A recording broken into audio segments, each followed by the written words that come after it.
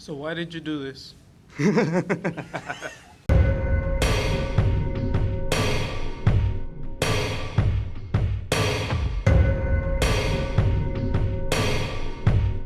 afternoon. My name is Christian Aparicio and welcome to today's news report. Last night, the serial killer that has been wandering around the city of Laredo was finally captured. 22-year-old Sylvester Neal was captured in a cottage house, which appears to be the place where he lured women and committed these dreadful acts of violence. Neal's killing spree was cut short due to a survival instincts of a 17-year-old girl who was able to escape certain death. We will keep you updated on the story. Sylvester Neal was just an ordinary person, but after his mother passed away, he became the serial killer he is now. After his mother passed away, he was isolated and he was antisocial, and from this led to his killings. This psychological change caused Neal to kill his victims in brutal ways, one of which was that he drugged his victims first, and then after he drugged them, he strangled them. We also have an interview with the best friend of Amelia Grace, who was the first victim and stepmother of Sylvester Neal.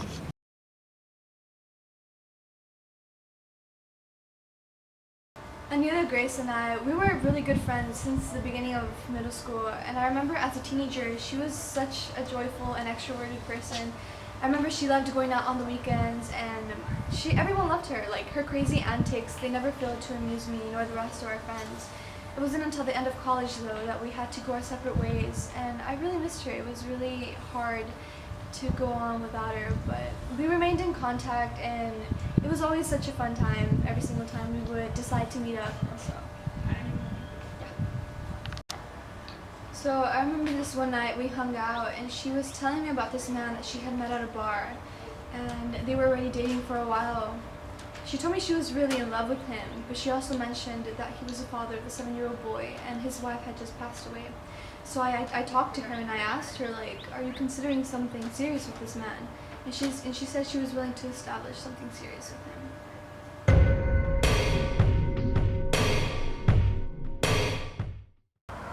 I mean, I was really afraid that this could result in problems with the child and with the family, but I mean, I simply wanted the best for my best friend, but she was madly in love. Now we have an interview with the brother of Lauren Paredes, one of the first victims of Sylvester Neal.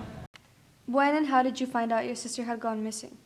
Well, I didn't really find out. It was just something weird to me because I was walking back from work one day, and then I realized she was doing homework on the porch. And then when I went inside and took a quick nap, I realized that she still wasn't in the house.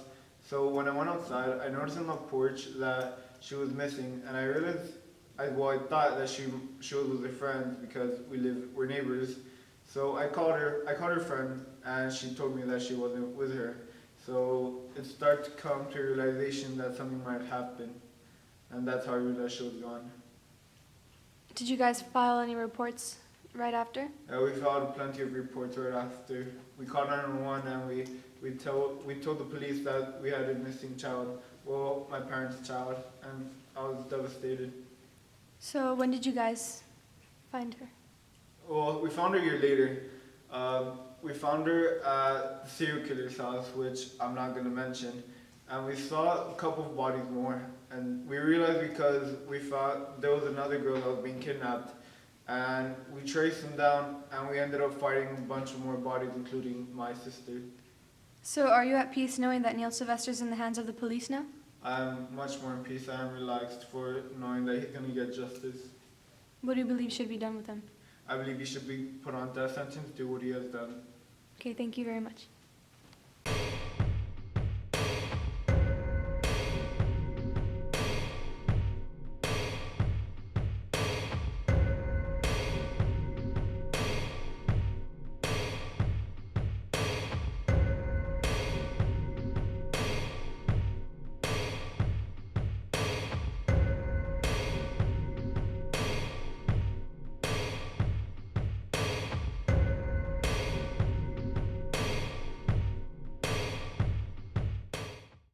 Did you ever hear about the serial killer that was losing the area?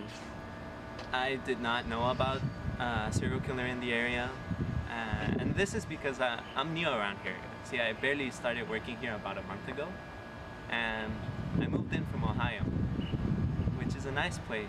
It's got plenty of parks, and it reminds me a lot of my childhood.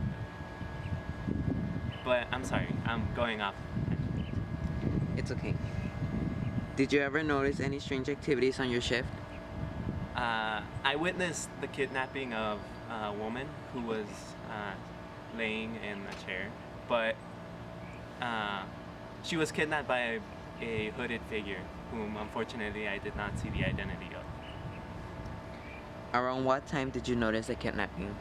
It occurred around 12:15 p.m. and I was actually supposed to be on break at this point. However, John, who is the other officer, he was late for his shift.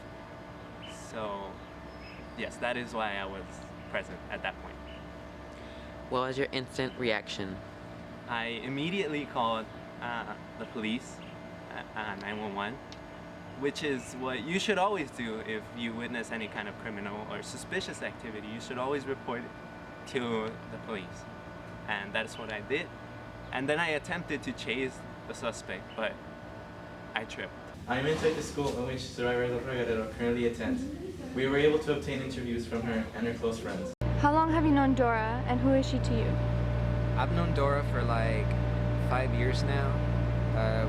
We live in the same neighborhood, so I've known her for a long time. We've been through a lot together, so I consider her a really close friend. Have you noticed a drastic change in her ever since the incident? Yeah, everything seems much more different ever since.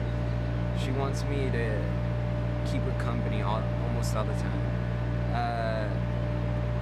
She wants me to walk her home every time after school. How long have you known Dora, and who is she to you? I've known her for about 3 years. We're boyfriend and girlfriend. We started dating back in freshman year, back when we were playing badminton. And she only beat me once, however, she can never beat me again. So I've been going on and off about that. Okay. Have you noticed a drastic change in her ever since the incident occurred? Actually, yes. For one thing, she's very, very shy. She doesn't talk a lot anymore. She barely eats anymore as well. She's just scared mainly. She has like small moments where she has mini panic attacks that kind of make her go really fight or flight response. Does she seem to long for more company nowadays? Yes, she does a lot. So it's gone to the point where she prefers to have her dates only in public areas, such as like the movies, the mall. She just wants as much people as possible in one area, so she can like. I feel like she wants to be protected. She feels protected by the amount of people there, especially during school. Whenever she walks, or she really prefers to be within a friend group or not by herself. She's still very traumatized about going by herself at this point. Okay. Did you know Sylvester Neal had a traumatic past? He suffered the death of his mother at a very young age. He was also very antisocial and neglected ever since. How do you still feel about Sylvester? I still think he still demands punishment. He still needs it because it's his own trauma, yet he's the one that refuses to talk to people, to go to therapy, talk to other people about his own dilemma. He rather wanted people to feel his pain by killing them. So it's his own fault for bringing other people into his own problems. So I still say that he demands justice and punishment. Okay, thank you. How long have you known Dora, and who is she to you? Well, I recently met Dora like a year or 2 years ago when we started school. So I didn't really know her that much, but as time went by, we were able to get closer and we became really good friends and we will always hang out. But ever since her incident happened, she has changed. So you have noticed a drastic change ever since the incident? I have. When we used to always hang out after school, go to the park or the mall or something. But now she just wants to stay by herself and in her house. She doesn't want to leave it. And so I just feel like she should, get some help or something. And I want to help her out, but I really don't know how since I haven't experienced that. Oh, okay. Did you know Sylvester Neal had a traumatic past? He suffered the death of his mother. He was very antisocial and he was neglected most of the time. How do you still feel about Sylvester Neal? Well, that shouldn't really matter to what happened to Dora. I mean, she's not him, So I really think that there should be no feeling of pityness or like sorrow for him. He took his emotions in a drastic way, you know? He decided to attack someone and try to murder them. So I really think that he should face consequences for his actions. He traumatized my friend, and now she won't ever be the same. Thank you.